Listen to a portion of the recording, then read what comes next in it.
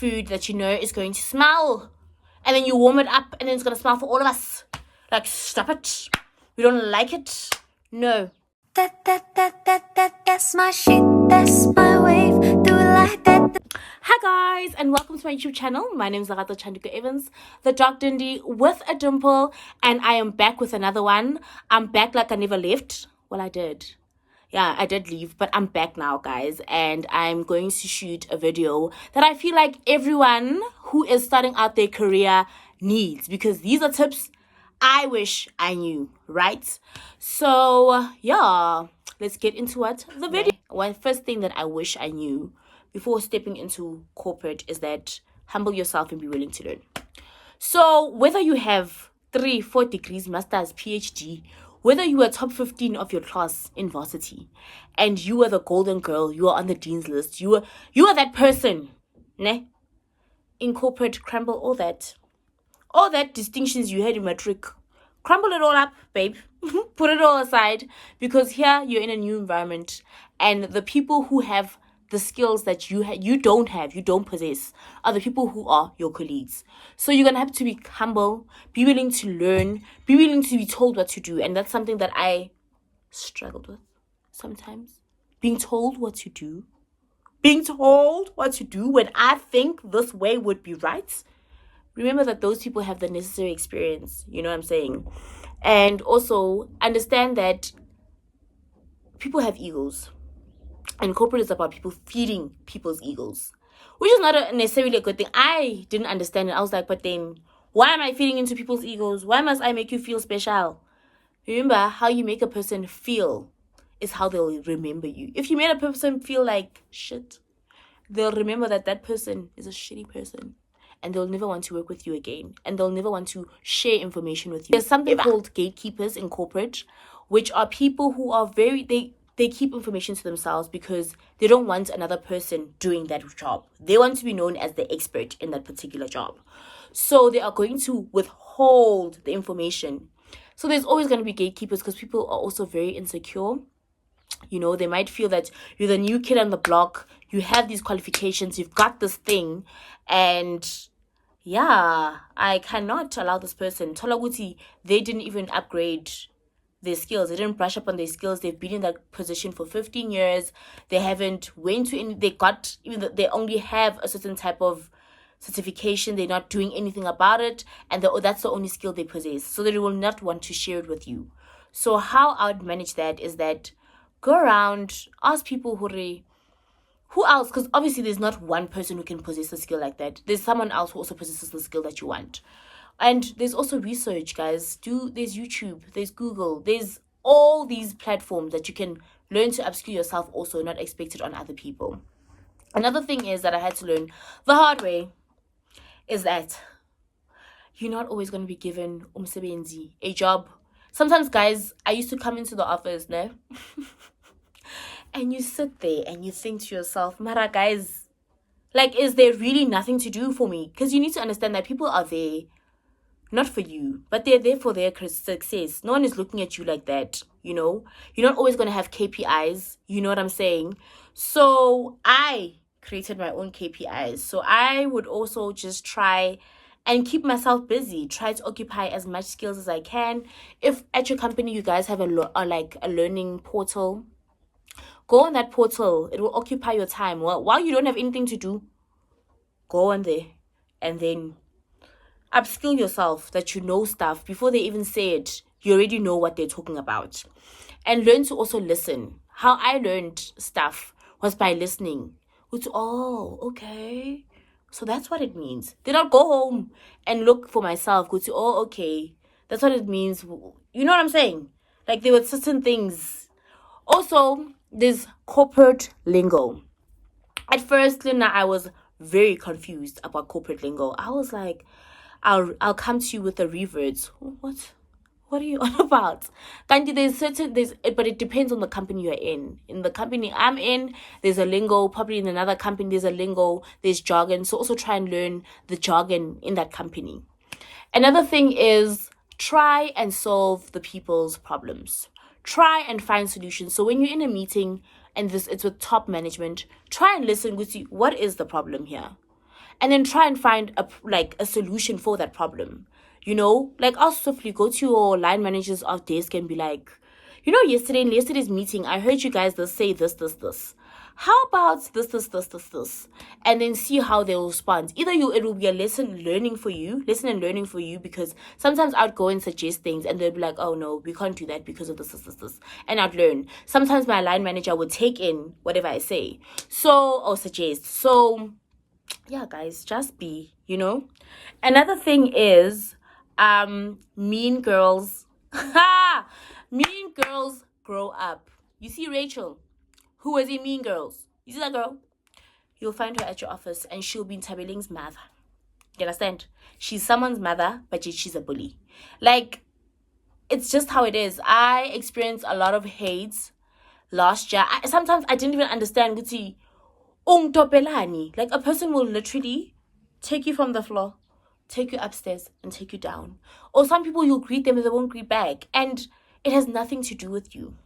You know what I'm saying? I had to understand that it has nothing to do with me. I'm not gonna dress down or not do my makeup or not because no, boo-boo, no. Mean girls must deal with themselves, and it'll always be like that, especially with women. I don't know what it is. I think it's our insecurities, but yeah, that is how it is. Okay.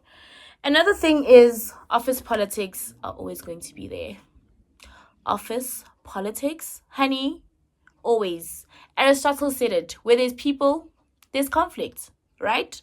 So guys, whether you are in politics directly, where there's people, there's problems.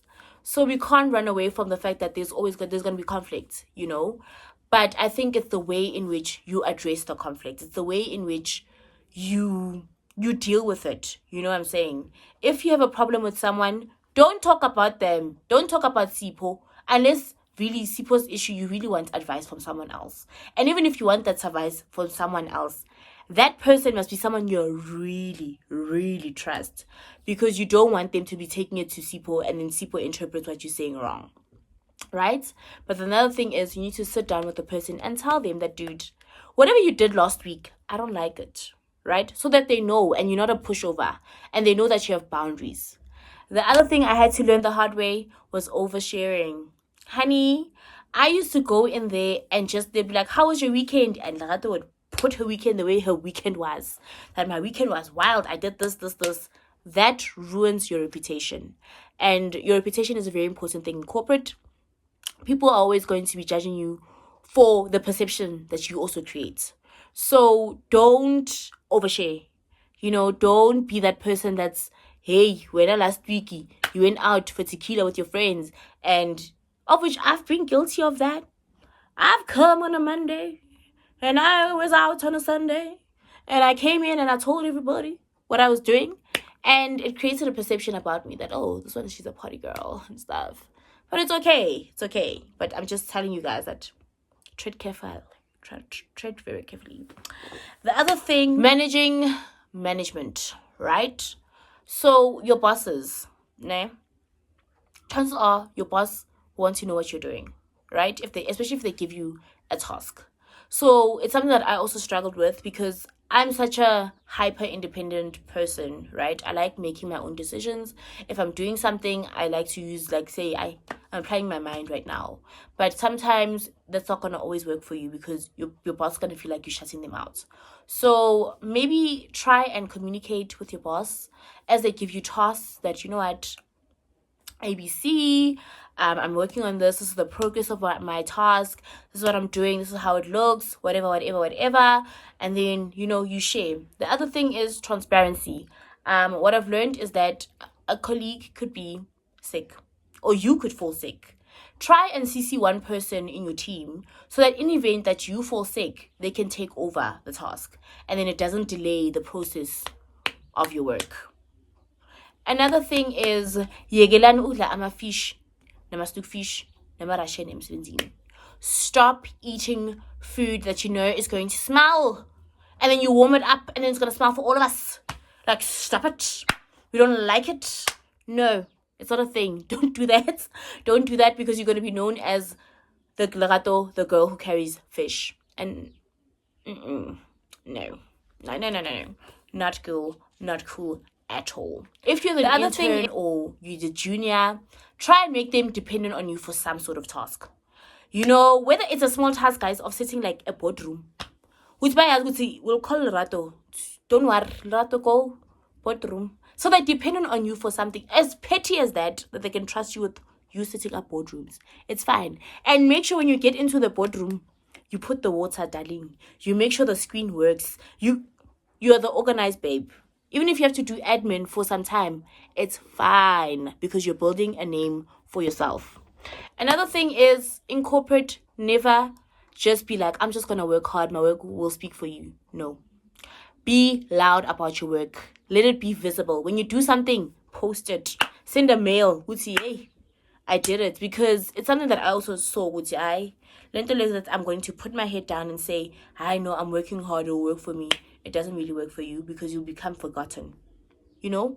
You're going to be that person that they forget about. And then, who's this? And what do they do for us? Nothing. Another thing is, just be yourself, guys. Don't try to be pretentious or try to be at your boss's desk every 2 minutes. No, be yourself, be respectable, be professional, and you should be very proud of yourself for if you're starting a new job or you just graduated and you're looking for a job. Very, very, very proud of your accomplishments, and just know that you're going to make, I forgot another point, is that you are going to make mistakes, honey. Mistakes, part of the job, part of the lessons and learnings, my babe. A child doesn't just come out of your womb and then come out of his mother's womb and then just start walking. No. They try to crawl, and when they try walking, they fall. How many ever times they fall, at the end of the day, they are going to walk. So don't try and, what is this? Be perfect about everything. Or perfect. No. Leave room for failure. And when you fail, be accountable that, you know what? Yes, this task I didn't do properly. Jot it down as one of your lessons and learnings that next time when you're given that task, you do it better than before. You know what I'm saying? But yeah, guys, don't lose being positive. Don't lose not making like alliances or like people you can like confide in, whether it's your mom, your dad, whoever that you can tell about your career path, and always be researching and doing your research, keeping up with the markets, keeping up with the trends. So yeah, guys, I hope this video helps you guys, and if there's any other video that you guys would like me to do, I would do it. Another thing is don't date at work, just saying. Anyway, bye guys.